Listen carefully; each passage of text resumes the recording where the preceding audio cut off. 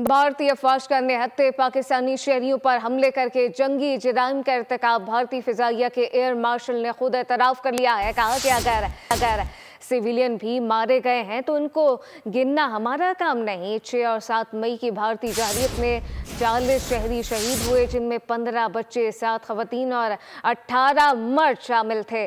भारतीय अफवाज का निहत्थे पाकिस्तानी शहरियों पर हमले करके जंगी जराइम का इर्तिकाब भारतीय फिजाइया के एयर मार्शल ने खुद एतराफ़ कर लिया है। कहा कि अगर सिविलियन भी मारे गए हैं तो उनको गिनना हमारा काम नहीं। 6 और 7 मई की भारतीय जहरीत में 40 शहरी शहीद हुए, जिनमें 15 बच्चे, 7 खवातीन, 18 मर्द शामिल थे।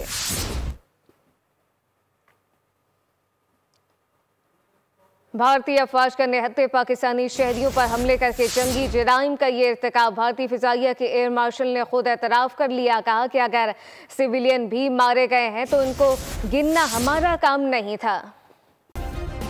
सब्सक्राइब करें और बेल दबाएं ताकि कोई खबर रह न जाए।